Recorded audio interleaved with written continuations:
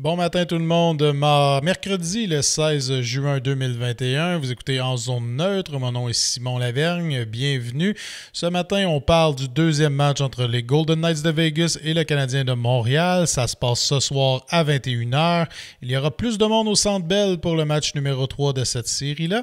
On parle aussi de l'annonce du nouvel entraîneur des Lions de Trois-Rivières dans la ECHL et on parle un peu de baseball et de l'Euro, bien sûr. Donc voilà, bon matin tout le monde, j'espère que vous allez bien. Yes, soir, journée de match, rien de moins. Le Canadien qui est à Vegas, 21h ce soir pour le deuxième match de cette série-là. Les Golden Knights qui mènent la série 1-0 présentement grâce à une belle victoire dans le premier match. On s'est rendu compte que sortir du Canada, on peut rencontrer sur son passage quelques bonnes équipes de hockey, dont font partie les Golden Knights. Est-ce que le Canadien revient sur terre avec tout ça? Je crois que oui. Après 7 victoires consécutives, d'en perdre une, c'est bien. Ça remet les choses en perspective, comme on dit. Et je crois que le Canadien va jouer un bien meilleur match ce soir, malgré le fait que lundi, moi, j'étais de ceux qui avaient l'impression que le Canadien avait quand même bien fait malgré le pointage de 4-1 pour les Golden Knights. J'en ai parlé dans le podcast mardi matin et le Canadien a bien fait dans plusieurs aspects du jeu, dont les mises au jeu, a remporté quand même 56% des mises au jeu dans le domaine des mises en échec aussi avec 52 et avait été victime de la moitié moins de revirements que les Golden Knights dans le match. Par contre, avec la force de frappe des Golden Knights, il ne suffit pas d'en avoir une tonne de revirements pour concrétiser. Et c'est ce qui est arrivé selon moi.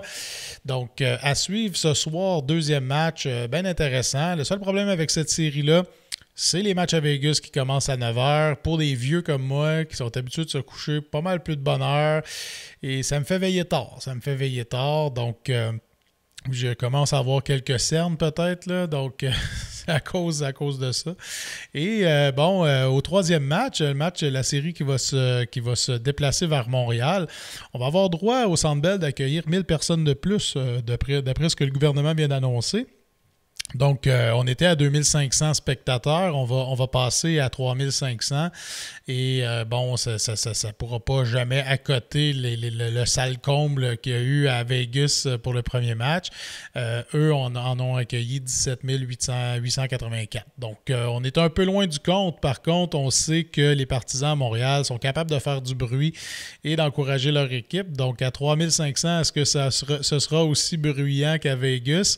Peut-être qu'avec un petit peu d'aide de bruit de fond, on devrait être capable de créer toute une ambiance là, pour le troisième et quatrième match à Montréal. Donc, à suivre de ce côté-là. Sinon, dans les séries, ça se poursuivait hier au niveau de l'autre série demi-finale, donc le Lightning de Tampa Bay qui affronte les Islanders de New York. Les Islanders l'avaient emporté dans le premier match, prenant les devants 1-0 dans la série, allant soutirer une victoire sur la patinoire adverse du Lightning au Amalie Arena à Tampa Bay. Et on a revu hier soir le bon vieux Lightning qui est capable d'y aller de belles prestations offensives à 5 contre 5. C'est un peu ce qui est arrivé. Le Lightning a pris les devants rapidement dans ce match-là et ensuite de ça, n'a plus vraiment regardé derrière. Pris les devants 4-1 à un certain moment dans le match et les Islanders ont réussi à marquer pour faire 4-2.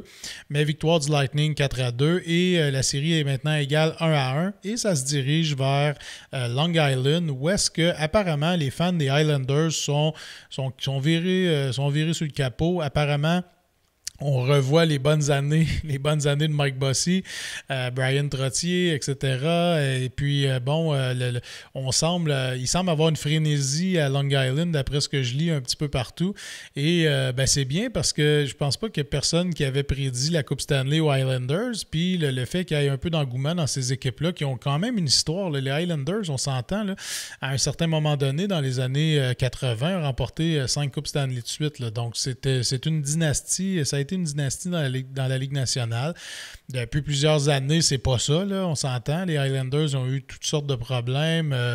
Probablement, en grande partie, la responsabilité de Garth Snow et du propriétaire des Highlanders qui avait mis son équipe entre les mains de personnes qui n'avaient jamais vraiment fait ça, ou en tout cas qui étaient contesté peut-être, mais bon, bref, les Highlanders sont là cette année et c'est rafraîchissant, je trouve, aussi pour beaucoup de Québécois, dont Jean-Gabriel Pajot, Anthony Beauvillier, donc c'est des joueurs à qui on souhaite le meilleur des succès, et Jean-Gabriel Pajot, c'est tellement un gars de playoff, on l'a vu avec les Sens, c'est un gars qui, quand les playoffs arrivent, il devient un tout autre homme, un peu comme justement un autre gars de l'Outaouais, Daniel Brière, l'était à une certaine époque. Donc, c'est peut-être comparable au niveau des playoffs.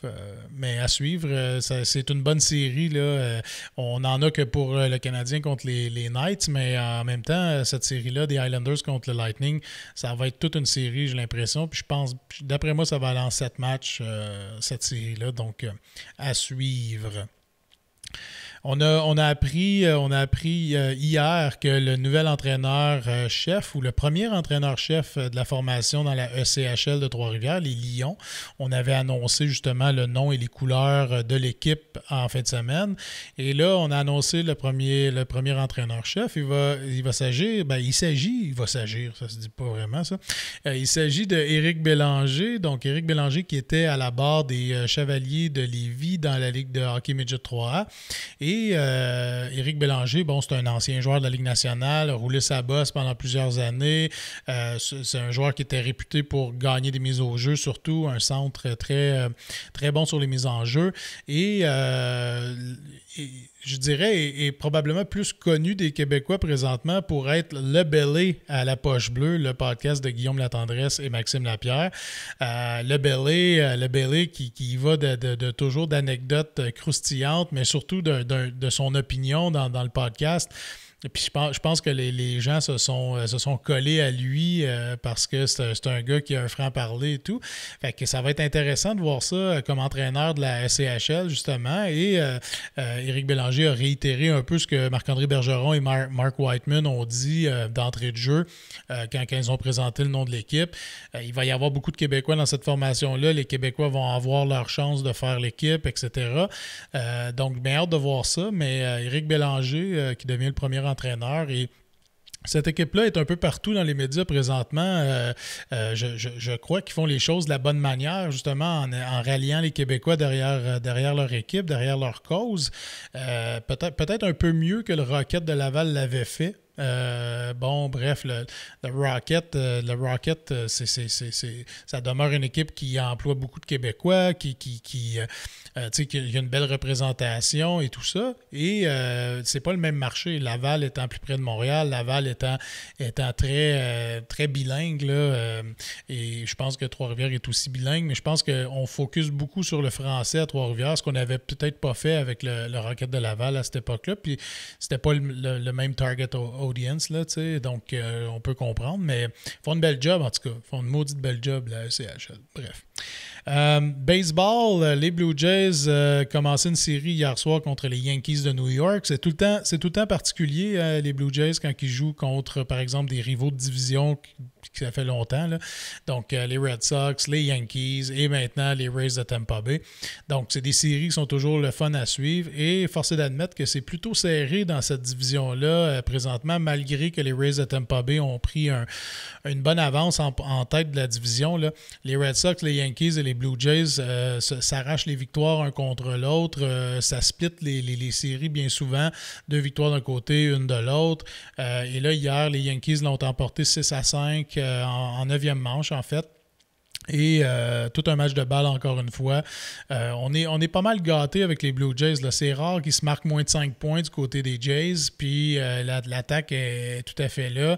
J'ai parlé hier dans le podcast justement des performances de Vladimir Guerrero Jr. On m'a souligné ça par après, mais Vlad est peut-être en bonne position d'obtenir la triple couronne qu'on appelle. Donc, la triple couronne, c'est le plus grand nombre de coups de circuit, le plus grand nombre nombre de points produits et la meilleure moyenne au bâton dans la ligue. Donc, c'est possible. Présentement, en tête pour les circuits, en tête pour les points produits et deuxième au niveau de la moyenne au bâton. Donc, techniquement, ça se peut encore très bien. Et ça serait fou. Ça serait vraiment le fun de voir ça. Mais je pense que avant tout, ça, c'est cool pour le joueur. Puis ses prouesses ou ses skills personnels. Par contre, on veut voir les Blue Jays en série. Là. On veut les voir progresser. Cette équipe-là s'amène très jeune, mais très, très expérimentée en même temps, bien balancée, tout ça. On veut les voir en série. Là. Ça serait vraiment trippant. Et j'ai parlé dans le podcast cette semaine d'une équipe qui ressemble beaucoup à l'équipe de 2015 qui avait fait les séries, qui avait même remporté une ronde. Cette équipe-là ressemble de plus en plus à cette équipe de 2015. Par contre, il y a les Rays là, qui sont dans les pattes et qui n'arrêtent pas de gagner. Donc ça va être intéressant de voir comment ça va se poursuivre, la lutte dans la division Est de l'Américaine. Hier aussi, on avait l'Euro. L'Euro, allez les Bleus qui l'ont emporté contre l'Allemagne dans un groupe de la mort, hein, le groupe F, là, qui rassemble le Portugal, la Hongrie, l'Allemagne et la France. La France est champion de la Coupe du Monde, l'Euro champion défendant de l'Euro. Le Portugal champion défendant de l'Euro. L'Allemagne qui a remporté un championnat en 2014, là, donc qui est pas si loin. C'est sûr que c'est peut-être pas l'Allemagne championne là, qu'on voit sur le terrain. Par contre, ça demeure une bonne équipe. Donc, ça va être intéressant de suivre ce groupe-là. Je crois que les Bleus, les Français sont un petit peu dans une classe à part peut-être là, à cet Euro-là. À suivre, on verra. Hein, ça se joue sur le terrain. Le soccer se joue à très, très, très peu. Hein. Il n'y a pas beaucoup de place. Il suffit de se faire marquer un but, puis après ça, on ferme le jeu du côté de l'autre équipe. C'est plus difficile, donc c'est ce qui peut arriver, mais je pense que les Bleus sont en bonne position. On va voir si le Portugal, avec une grosse victoire hier, 3-0 contre la Hongrie, tout s'est passé après 85 minutes de jeu, donc 3 buts pour finir le match. Ça devrait donner de la confiance au Portugal qui va affronter les Allemands au prochain match et la France qui va affronter la Hongrie là, après une victoire de 1-0 contre l'Allemagne. Donc, d'ailleurs, c'est le défenseur allemand qui a marqué dans son propre but. C'est ça. Fait que les Allemands ont marqué un but, mais ils ont perdu 1-0. C'est des choses qui arrivent. Donc, mes connaissances en soccer sont peut-être pas les meilleures. D'ailleurs, j'ai écrit un petit post là, sur mes pages Facebook et Facebook d'humoriste, Facebook personnel, riant un petit peu là, du sport en tant que tel, là, où est-ce qu'il y a quelques contradictions dont on n'a pas le droit de toucher au ballon avec ses mains, on doit toujours le jouer avec ses pieds ou le reste de son corps, mais pour faire une remise en touche, ça se fait avec les mains. Donc, il y a plein de contradictions comme ça. Là. Ceux qui ça intéresse, vous irez lire sur ma page. Je me suis amusé un petit peu. Et j'ai pas fait ce que les gens font habituellement, où est-ce qu'ils comparent le soccer avec le hockey. Hein, on a la comparaison facile au Québec. Là, on compare tout au hockey. Moi, je l'ai pas fait. Là. C'était plus pour taquiner un peu les amateurs de soccer, mais je suis moi-même un amateur de soccer surtout pour les compétitions internationales. L'Euro, la Coupe du Monde. Présentement, il y a la Copa América aussi là, qui se déroule du côté de l'Amérique. Je suis ça quand même pas pire. Là. Je ne suis pas très analyste, mais je suis diverti. Donc, c'est ce qui compte, je pense. All right. Donc, sur ça, ce matin, ça va être tout. Cette semaine, il va y avoir un épisode, bien sûr, de En Zone Neutre live, qui ne sera pas techniquement live parce que j'ai préenregistré, comme vous savez peut-être, une entrevue avec la légende de la boxe, Gaétan Hart, et sa fille Mélanie Hart, qui a écrit sa biographie. Et donc, j'ai préenregistré déjà cette entrevue-là. Et je suis en train de penser, je vais probablement faire ça ce soir, mais je vais probablement créer un montage vidéo de cette entrevue-là parce que quand on l'a enregistré, le son c'était pas le meilleur son. Et les conditions, là, on entendait beaucoup de sons ambiants. Donc, au lieu de le présenter d'un seul trait, je vais faire un petit montage vidéo, je crois, de l'entrevue. Et donc, je vais préparer quelque chose et Et bien honnêtement, là, il ne faut pas... les gens, les amateurs de boxe, là, qui sont des puristes là, de la boxe, là, vous n'allez pas apprendre grand-chose dans cette entrevue-là. C'est une entrevue surtout avec la personne qui est M. Hart et sa fille, dont le processus d'écriture de la biographie. Mais en gros, c'est une conversation qu'on a ensemble les trois. Puis, c'est sûr qu'il y a des questions. Je pose des questions au travers de ça. M. Hart est un homme de peu de mots.